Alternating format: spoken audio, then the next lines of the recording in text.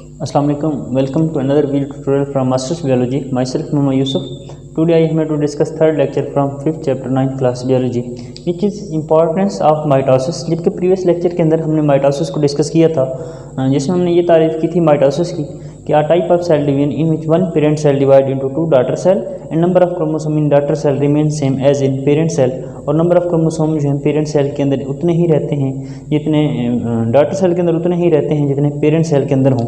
इसको हमने नाम दिया था माइटोसिस का। तो आगे नेक्स्ट हमारे पास जो टॉपिक है आज का थर्ड लेक्चर है 5th चैप्टर का कि इम्पॉर्टेंस क्या है। बेसिकली माइटोसिस की जो इम्पॉर्टेंस है उसका बेसिक मकसद ये होता है क्रोमोसोमल सेट को मेंटेन रखना होता है। मतलब जो इतने क्रोमोसोम पेरेंट के अंदर हैं उतने ही क्रोमोसोम जो हैं अगली नस्ल के अंदर होने चाहिए। बेसिक जो है इसकी इम्पॉर्टेंस ये है क्योंकि हर ऑर्गेनिज्म के अंदर जो है डॉटर सेल जो बनते हैं एक पेरेंट सेल से, उनके अंदर जो क्रोमोसोम आते हैं उनकी जो है स्ट्रक्चर और उनकी जो है हमारे पास नंबरिंग, मतलब जितने नंबर क्रोमोसोम पेरेंट में होते हैं उतने ही डॉटर सेल के अंदर आते हैं, और जैसी स्ट्रक्चर उनकी पेरेंट सेल के अंदर होती है वैसी स्ट्रक्चर क्रोमोसोम की डॉटर सेल के अंदर होती है। तो बेसिकली क्रोमोसोमल सेट को मेंटेन करना होता है क्योंकि स्ट्रक्चर और नंबरिंग जो है क्रोमोसोम की सेम होती है डॉटर सेल के अंदर जैसा कि पेरेंट सेल के अंदर होती है। तो बेसिकली ये इंपॉर्टेंस माइटोसिस की। चंद एक इंपॉर्टेंस हम आगे फर्दर डिस्कस करते हैं। सबसे पहले है डेवलपमेंट और ग्रोथ के अंदर माइटोसिस की अहमियत। इसके अलावा सेल रिप्लेसमेंट के अंदर माइटोसिस की अहमियत क्या है, रीजनरेशन के अंदर भी है, एसेक्सुअल रिप्रोडक्शन के अंदर भी है। सबसे जो है वन बाय वन इनको जो है सबको डिस्कस करते हैं, जिसमें हमने डेवलपमेंट और ग्रोथ की बात की, सेल रिप्लेसमेंट की बात की, रीजनरेशन की बात की और इसके अलावा एसेक्सुअल रिप्रोडक्शन की बात की। सबसे पहले हमारे पास है डेवलपमेंट और ग्रोथ में जो है माइटोसिस की क्या अहमियत है। डेवलपमेंट और ग्रोथ की अगर बात करें तो बेसिकली एक जानदार के अंदर जो ऑर्गेनिज्म है उसके अंदर सेल्स की जो तादाद है वो माइटोसिस के ज़रिए बढ़ाई जाती है। मतलब माइटोसिस में यही होता है कि एक सेल 2 में तकसीम होगा, 2 4 में तकसीम होंगे, 4 8 में तकसीम होंगे। इस तरह एक सेल से जो है एक मल्टी सेलर जानदार की फॉर्मेशन जो है वो बेसिकली माइटोसिस के ज़रिए ही होती है। किस तरह से? क्योंकि ये एक बेस है formation of multicellular organism की। क्योंकि एक जानदार की डेवलपमेंट है चाहे उसकी ग्रोथ है वो बेसिकली कहाँ से होती है, उसकी सिंगल सेल से होती है, और सिंगल सेल दरअसल माइटोसिस के जरिए क्या होता है, तकसीम होता है और नए सेल बना देता है। तो बेसिकली ये जो है बेस है for the development and growth of multicellular organism, formation of multicellular organism from single cell. एक सिंगल सेल, जिस तरह एक जाइगोट एक सिंगल सेल है, वहाँ से एक मल्टी सेलर जानदार के बनने की जो है आगाज़ होता है। तो इस तरह ये जो है डेवलपमेंट और ग्रोथ की जो है बेस है बेसिकली एक जानदार की, जो कि सिंगल सेल से एक मल्टी सेलर जानदार बनता है। नेक्स्ट है हमारे पास सेल रिप्लेसमेंट। नाम से जाहिर है रिप्लेस का मतलब होता है तब्दील हो जाना। तो बेसिकली सेल जो है रिप्लेसमेंट के अंदर माइटोसिस बहुत अहमियत रखती है क्योंकि हमारी बॉडी के कुछ पार्ट्स जो हैं, जिस तरह हमारी बॉडी की अगर बात करें एलिमेंट्री कैनाल की, खुराक की नाली जो है, डाइजेस्टिव ट्रैक यानी डाइजेस्टिव ट्रैक हो गई या स्किन हमारी हो गई, इनके सेल जो है स्लग ऑफ होते रहते हैं। सम सेल जो हैं, सम पार्ट्स ऑफ बॉडी के जो सेल्स हैं वो स्लग ऑफ होते रहते हैं, मतलब उतरते रहते हैं, और उनकी जगह पे जो है नए सेल आ जाते हैं। And new cell are replaced by mitosis, और नए सेल जो हैं वो माइटोसिस के जरिए ही रिप्लेस होते हैं, मतलब माइटोसिस के जरिए ही बनते हैं। और इसीलिए यही वजह है कि वो ऐसे ही होते हैं जैसे रिप्लेस होने वाले सेल होते हैं, मतलब पहले से मौजूद जो सेल स्लग ऑफ हो जाते हैं, उतर जाते हैं, उन्हीं जैसे ही होते हैं जो सेल बनते हैं क्योंकि वो माइटोसिस के जरिए जो है बन रहे होते हैं। एक वजह ये भी है। इसके अलावा हमने बात ऑलरेडी की है कि डाइजेस्टिव ट्रैक है या स्किन के सेल जो हैं उतरते रहते हैं। इसी तरह हमारे रेड ब्लड सेल जो हैं इनकी ज़िंदगी जो है महदूद है अबाउट 4 मंथ जो है।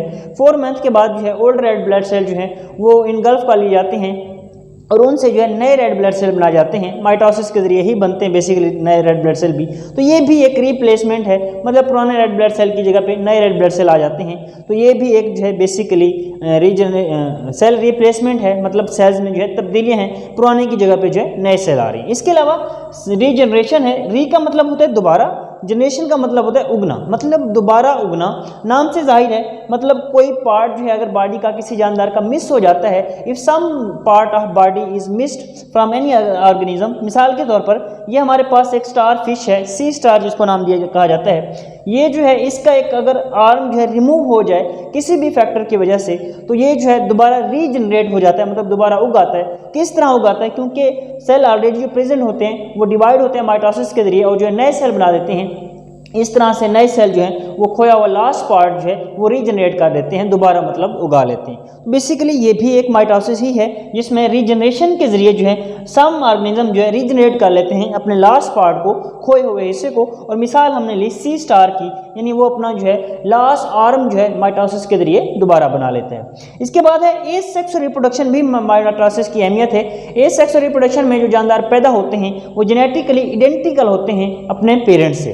तो ऑफस्प्रिंग जो पैदा हो रही होती है वो जेनेटिकली आइडेंटिकल होती है, मतलब बिल्कुल वैसी ही होती है जैसे जिस जानदार ने उसे बनाया होता है।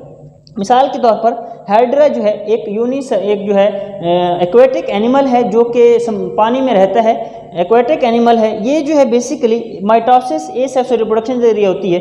इसमें ये है कि हाइड्रा के बॉडी के ऊपर एक बड बनती है, बड कहते हैं उभार को, एक उभार बनता है and mitosis take place in the bud, और उसी माइटोसिस होती है वहीं पे and it increase in size, और उसका जो है साइज बड़ा होता है, माइटोसिस होती रहती है और आखिरकार जो है वो एक हाइड्रा जो है नया पौधा बना देता है, न्यू हाइड्रा जो है बना देता है, नया जानदार बनाता है। सॉरी, ये जो है जानवर है, पौधा नहीं है, बेसिकली ये एक्वेटिक एनिमल है हाइड्रा जो है। तो बेसिकली माइटोसिस इसके बर्ड के अंदर होती रहती है और बर्ड जो है एक्वेटिक जो एनिमल ओरिजिनल था, पेरेंट था, उससे सेपरेट होकर एक नया जो है हाइड्रा बना देती है, एक नया जो है एनिमल बना देती है और वो जो है एक नया हाइड्रा होता है। तो इस तरह ये जो है एसेक्सुअल रिप्रोडक्शन के जरिए, क्योंकि एसेक्सुअल बेसिकली मीन है बेसिकली माइटोसिस का, मतलब माइटोसिस के जरिए ही वो ग्रोथ कर रहे होते हैं। इसके अलावा जो है पौधे जिसमें वेजिटेटिव प्रोपगेशन होती है, वेजिटेटिव प्रोपगेशन कहते हैं कि पौधे के किसी भी हिस्से से एनी पार्ट्स ऑफ बॉडी जो है, चाहे वो स्टेम है, चाहे वो लीफ है, चाहे वो सीड है, किस सीड तो नहीं खैर, लीव या स्टेम, इनमें से किसी वेजिटेटिव हिस्से जो हैं, इनसे किसी भी हिस्से से नए पौधे का बन जाना, इसको हम वेजिटेटिव प्रोपगेशन का नाम देते हैं। तो पौधों में बेसिकली वेजिटेटिव प्रोपगेशन जो है मतलब चाहे तने से बन रही है नया पौधा, जड़ों से बन रहा है या पत्तों के जरिए बन रहा है, तो ये भी बेसिकली माइटोसिस के जरिए ही होता है। मतलब ये भी एसेक्सुअल रिप्रोडक्शन है जो कि दरअसल एक माइटोसिस का मीन है। नेक्स्ट टॉपिक है हमारे पास एरर इन माइटोसिस, के बाज़ औक़ात यूँ होता है माइटोसिस के अंदर गलतियाँ हो जाती हैं, एरर हो जाती हैं।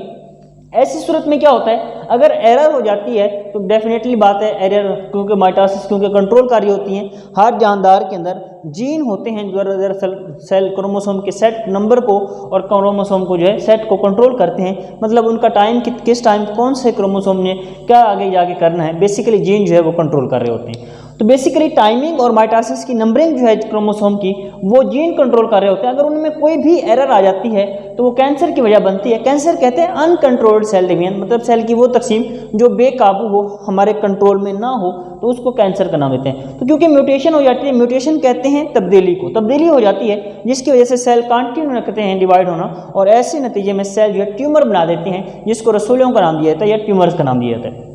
ट्यूमर बेसिकली फिर दो तरह की होती है, एक बिनाइन ट्यूमर हो सकती है, दूसरी मैलिग्नेंट ट्यूमर हो सकती है। बिनाइन ट्यूमर वो होगी अगर ट्यूमर जिस हिस्से के ऊपर बनी है, if tumour remain place on the original place where it form, जहाँ पे वो बनी थी अगर वो वहीं पर रहे तो उसको हम नाम देते हैं बिनाइन ट्यूमर का। अगर वो किसी दूसरे टिश्यूज़ के ऊपर अटैक कर दे, हमला कर दे, इन्वेड कर दे, तो उसको हम नाम देते हैं मैलिग्नेंट ट्यूमर का। और ऐसी ट्यूमर जो है सेंड करती है कैंसरस सेल दूसरे टिश्यूज़ की तरफ भी, नॉर्मल सेल्स की तरफ भी, उनको भी जो है अफेक्ट करती है। इस चीज़ को हम नाम देते हैं जब एक मैलिग्नेंट ट्यूमर साथ वाले एडजेसेंट सेल के ऊपर भी कैंसर सेल भेजे और उनको डिस्ट्रॉय करे, तो उस ट्यूमर को हम नाम देते हैं, उसको नाम दिया जाता है स्प्रेडिंग ऑफ डिजीज, यानी मेटास्टेसिस, यानी बीमारी का फैलना जो है कहा जाता है। तो ये होता है तब जब एक माइटोसिस के अंदर एरर हो जाती है। तो ये था हमारा आज का टॉपिक जिसमें हमने इंपॉर्टेंस ऑफ माइटोसिस डिस्कस किया, जिसमें हमने डेवलपमेंट और ग्रोथ देखा, इसके अलावा रीजनरेशन देखा, इसके अलावा रिप्लेसमेंट देखा, इसके अलावा एसेक्सुअल रिप्रोडक्शन देखा, और लास्ट में हमने जो है एरर इन माइटोसिस देखा। एरर इन माइटोसिस के अंदर हमने दो तरह की ट्यूमर्स की बात की, बिनाइन ट्यूमर जो कि अपनी ओरिजिनल लोकेशन पे रहती थी जहां वो बनती हैं, दूसरी मैलिग्नेंट ट्यूमर जो कि दूसरे टिश्यूज़ के ऊपर हमला कर देती हैं, उनको मैलिग्नेंट ट्यूमर का नाम देते हैं। तो किसी भी क्वेश्चन के लिए कमेंट्स बॉक्स के अंदर जो है क्वेश्चन कमेंट करें। Thank you for watching.